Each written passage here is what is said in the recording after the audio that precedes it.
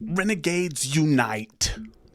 What's going on, guys? Listen, every morning, without fail, I go to the YMCA. And I take my daughter with me. Her and I play basketball for about half an hour. Then I take her to the child watch area so I can go upstairs and really work up a sweat. You know what I mean? Get my heart rate going. This particular morning, she decides to complain. She decides to just fall apart. I don't want to go to the YMCA.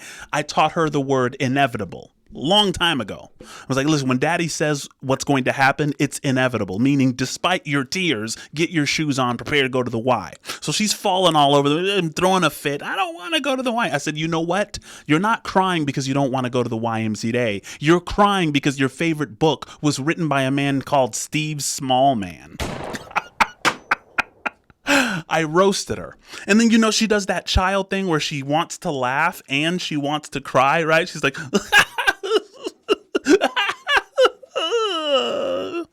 I'm like, yeah, you want to laugh. How did that small man write that book? I mean, is he like standing on the keys? He's like pushing and she's laughing and crying and she wants to be upset. And so she doesn't want to laugh, but yeah. That's my kid. We went to the Y. They happen to be closed for some, reconstruction type of thing. I don't know what they're doing over there. We went to the park for a little bit. Nevertheless, family, it always is a surprise to me that I haven't covered Ren's entire discography. But it's never a surprise to the Renegades. One that we haven't interacted with before. Ren-Suicide. Yo. Without any further ado, guys, we're just going to let him cook immediately.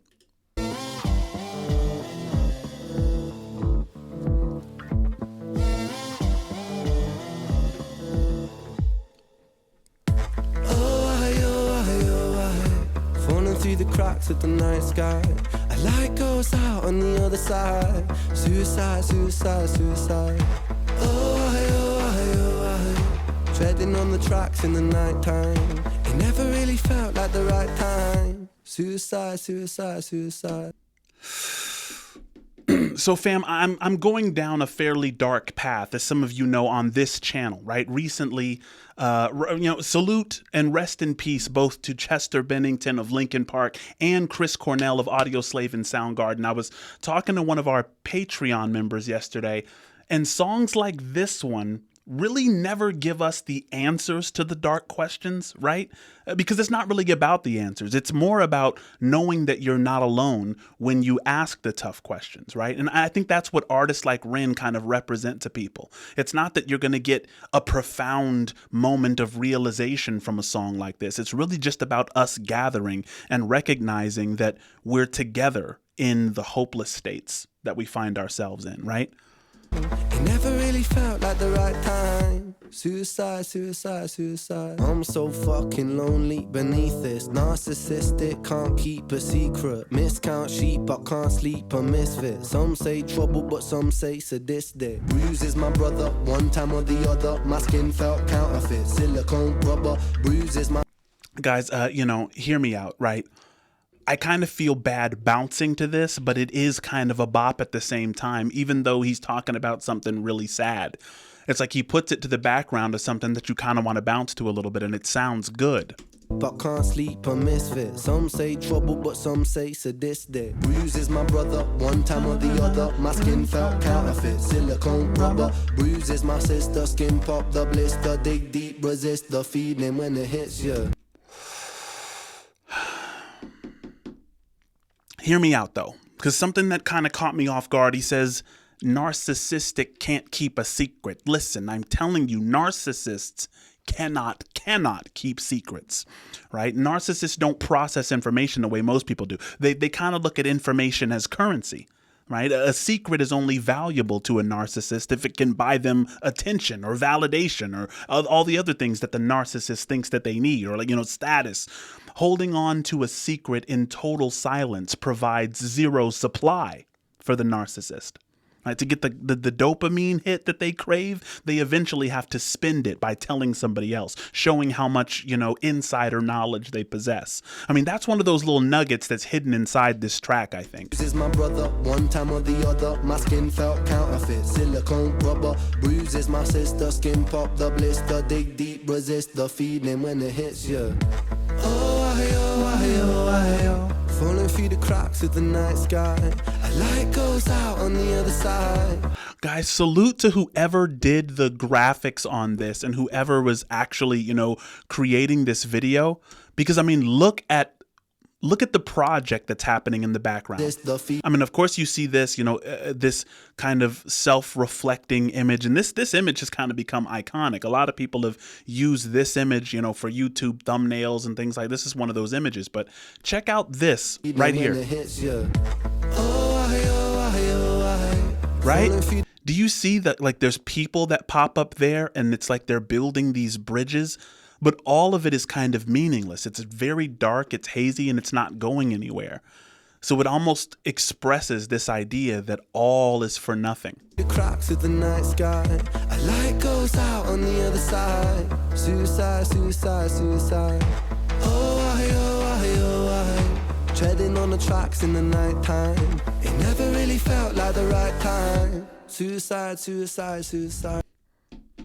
Treading on the tracks in the nighttime is really one of the darkest lines in this song. And it's impossible really to express it without, imagining kind of being there. My brother and I would cross the train tracks when we were walking for groceries. Like, my mom would send us with cash and we would walk from the Kokomo apartments across the train tracks to the grocery store and walk back with the groceries. I remember when my mom kicked me out of the house, there was a while when I was kind of deciding where to couch surf. I shout out to my guy, Mike, who I lived with. I got my together, right? But there were times where I would walk on those train tracks at night, the ones that me and my brother used to walk across on the way to the grocery store. And I would walk on them at night, just kind of wondering if anyone knew about me or cared where I was. You know what I mean? I don't know. For some reason, that line really hits. It never really treading on the tracks in the night time. It never really felt like the right time. Suicide, suicide, suicide. Sick boy, bitten by a tech boy. Wow. I feel like it's not me, it's the world that's sick.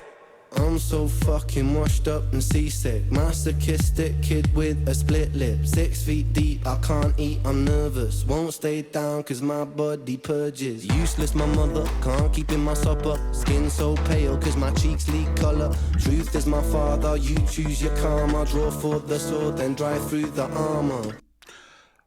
Fam, this is low-key one of the most poetic stanzas in Ren's catalog. That right there. Like, sometimes after I watch these videos, I read the lyrics back to myself, and they're actually really sophisticated poems, which is one of the reasons my theory is that hip hop is not Ren's first language, right? So remember, Michael Jackson said, music is a universal language, right? That's the reason it makes it so powerful. But he puts his mind to, getting a spectacular result. But his poetry doesn't necessarily read like someone who's principally interested in like triple entendres and punchlines. Right? Oftentimes the depth of Ren's lyricism, the part that he's unwilling to sacrifice, at least in tracks like these, is kind of the depth. You know what I mean? It's not the punch heaviness. It's not the, trying overly to be, what he wants to not sacrifice principally is the meaning. Through the cracks of the night sky, a light goes out on the other side. Suicide, suicide, suicide. Oh, treading on the tracks in the night time. It never really felt like the right time. Suicide, suicide, suicide. Suicide, suicide, suicide. Suicide, suicide, suicide. Suicide, suicide, suicide. Suicide, suicide, suicide.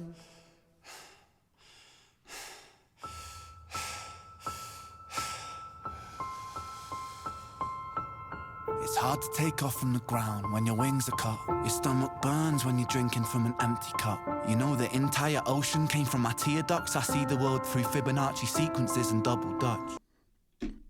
Imagine saying the entire ocean came from my tear ducts. That's a great symbol, right? He's not just saying, what's on the surface, which is that I did a lot of crying, right? That's the immediate meaning. but it also suggests that there's a place that you can go in your mind that's so dark that one person's place of peace is just a reminder of your own pain, right? Most people, when they think of the ocean, they think of, peace or inevitability or homeostasis. But when you're on the brink, everything you think about or see participates in that pain state, right? Respectfully. I guess there's some that's born lucky, there's some that's not. I tried to cut away my bitterness, hatchet job. I locked my youth inside a trunk, inside a pickup truck, then dumped the whole thing over that same bridge the night you jumped. I think about that sometimes, vividly, what it felt like to look down and see tranquility. One sudden movement in a world of possibility, only one movement to expose our fragility. I fucking miss you, and I miss myself. I miss thinking we were indestructible as well. I miss chilling by the pier cave and kicking back with Callum, Hugo, Sager, Justin, Stevie and the fucking lads. I miss missing that. I numb myself to close the gap. I never even call them up. The distance is my plastic ass. The truth is that the day you jumped, my childhood jumped too. But I still can't find that anger. All I find is missing you. Guys, I'm going to go back a couple of bars and let him cook. Fam, rest in peace to Joe, the man that this portion of the song is referring to. And actually, a lot of Ren's discography, obviously, is inspired by that tragic event. One sudden movement in a world of possibility, right? Only one movement to expose our fragility, right? It strikes me as a really surreal thing to say, because Ren is kind of placing himself on that bridge and trying to see things through Joe's eyes.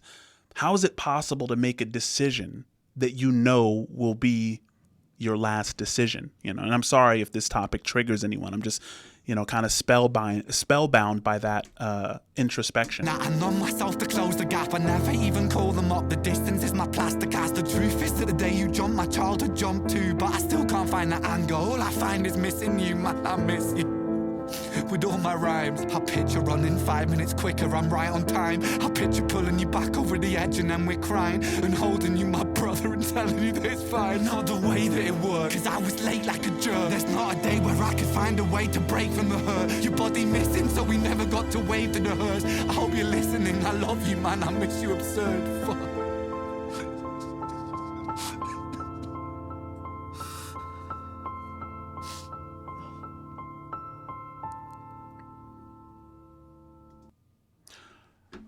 Fam, the portion of this song that resonates the deepest with me is when he said he never calls up the old gang. He wears the distance from them like a plaster cast.